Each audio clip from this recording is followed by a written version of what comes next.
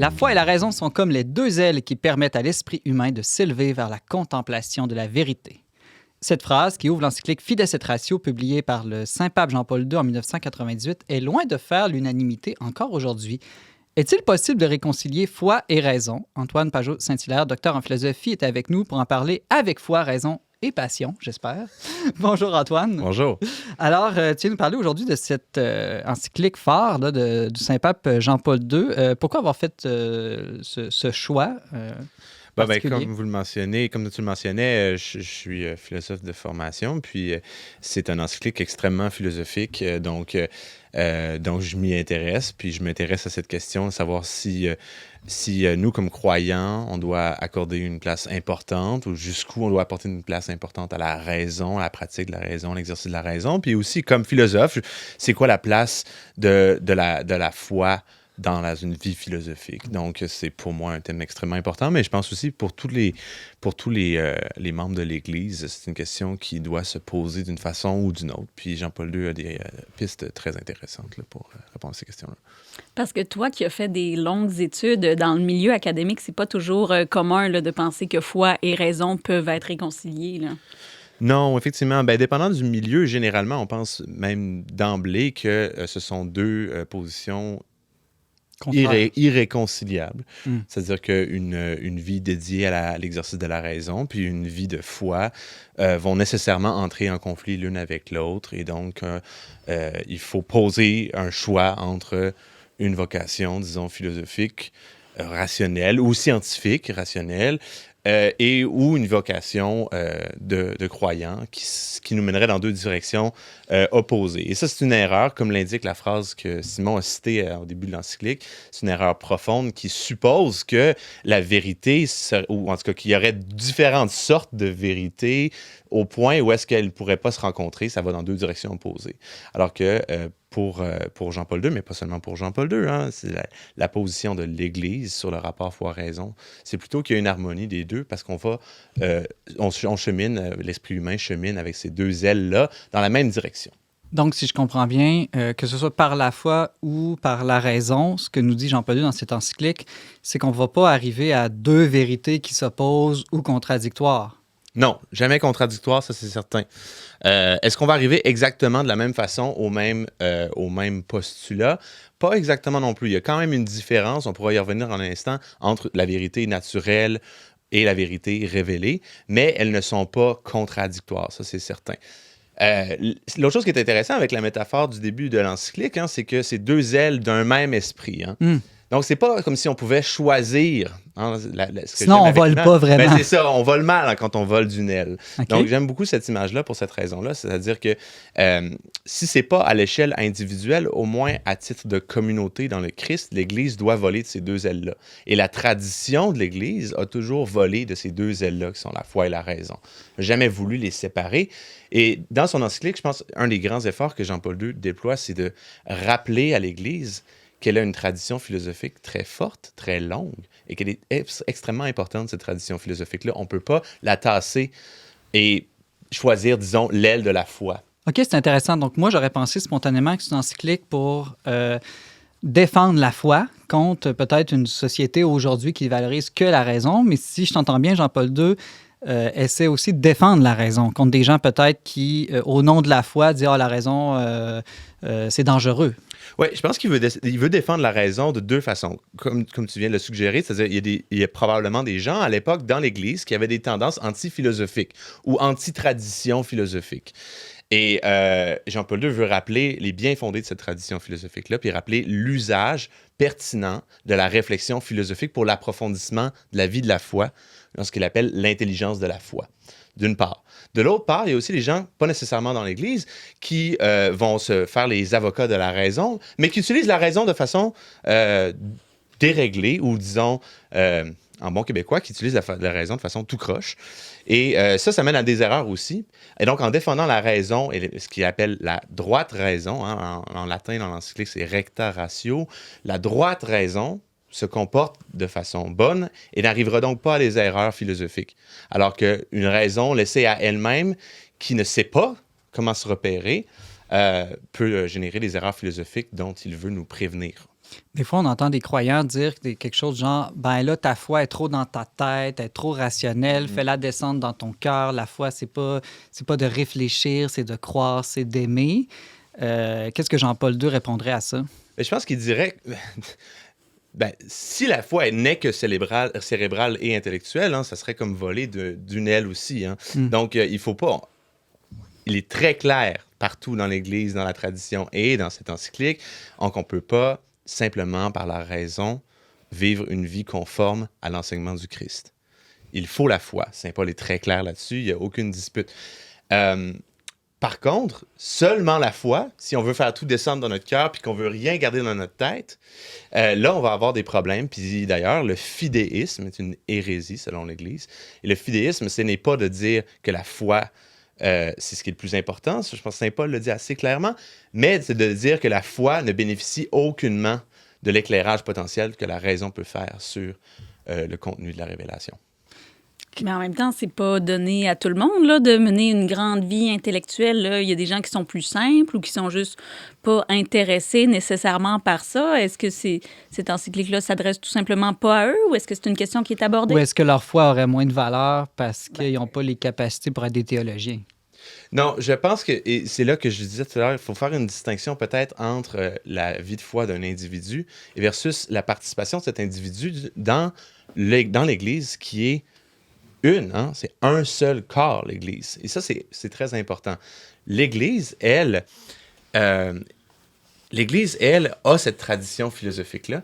Et si quelqu'un avait une foi très profonde dans son cœur, tout en étant en harmonie avec l'Église, elle respecte parfaitement cette harmonie, foi et raison, de par sa participation au corps du Christ. Donc, être docteur, c'est un des membres du corps, mais on n'est pas obligé d'être tous docteurs. Exactement. Par contre, si un croyant très fervent dans son cœur se fâche à chaque fois que l'Église articule des conceptions philosophiques ou écrit un encyclique pour défendre la valeur de la raison dans la tradition philosophique de l'Église, bien là, on aurait un problème avec ce membre du corps. James Langlois? De toute façon, un peu pour faire du pouce sur l'objection, il y a toujours dans la foi une dimension rationnelle aussi. Tu sais, je veux dire, pourquoi on croit, ben c'est pas nécessairement à cause que la personne a réfléchi en théologie, mais la personne s'appuie sur le témoignage, l'expérience de quelqu'un, sur ce qu'elle a entendu. Tu sais, il y a une transmission, nécessairement, il y a une réflexion qui s'appuie sur sur des raisons de croire. Là, tu sais. Oui, bien sûr, il y a des raisons de croire. Mais pour revenir quand même à ce que Simon disait, c'est pas tout le monde qui voit de la même façon toutes les raisons de croire. Et quelqu'un qui croit sans connaître toutes les raisons de croire, sa foi ne sera pas invalidée tant et aussi longtemps qu'elle est en accord avec l'Église qui, elle, a une prise claire sur ses raisons de croire. Ça, c'est une participation à la raison quasiment de quelqu'un d'autre. Oui. D'ailleurs, pour revenir à une distinction aristotélicienne que j'aime présenter à mes étudiants, Aristote dit que pour être conforme à la raison, il y a deux façons. On peut exercer la raison ou on peut s'y soumettre en obéissant. Donc, il y a une raison qui commande, une raison qui s'exerce. Et parfois, dans un même individu, on peut exercer notre raison et s'y soumettre. Parfois, on n'est pas capable de parfaitement exercer notre raison, mais si on est capable de se soumettre à la bonne autorité qui, elle, a exercé la raison, à ce moment-là, on participe aussi de la raison. C'est très raisonnable de croire, par exemple, son médecin ou ses parents ou un expert là, en général. Et donc, ce serait raisonnable de croire Dieu ou l'Église aussi en matière des choses de la foi. Absolument, c'est ça. Donc, l'autorité de l'Église, elle, si on l'écoute, on est effectivement conforme à sa tradition philosophique, sa tradition de réflexion rationnelle sur le contenu de la foi. Tu nous as parlé que Jean-Paul II, dans Fides et Ratio, son encyclique dénonce le fidéisme. Est-ce qu'il y a d'autres grandes erreurs comme ça envers lesquelles il nous met en garde? Oui, absolument. Puis il y en a une sur laquelle j'aimerais insister, mais je peux en nommer quelques-unes, mais une qui est vraiment importante, puis sur laquelle Jean-Paul II passe un certain temps, c'est l'erreur qu'il appelle l'historicisme, ou on pourrait l'appeler le relativisme historique. OK, donc c'est pas la peur de l'histoire, là. Non. L'historicisme, c'est pas la peur de l'histoire, c'est au contraire une fascination un peu trop forte pour l'histoire et une tendance à réduire toute vérité à son contexte d'émergence ou à son contexte d'élaboration. Ça, c'est une grave erreur philosophique. Jean-Paul II argumente dans Fides et Ratio parce que ça nie l'universalité de la vérité, en fait. La vérité, elle est fondamentalement universelle. C'est ce qu'est la vérité. Si on parle de quelque chose qui est vrai seulement à un certain moment, on ne parle pas de vérité au sens fort.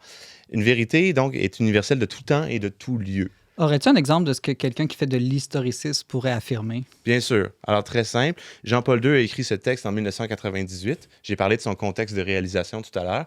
Eh bien, c'était peut-être vrai en 1998 pour le statut d'Église en 1998, mais maintenant, on peut le jeter aux poubelles. Parce que maintenant, on est en 2023.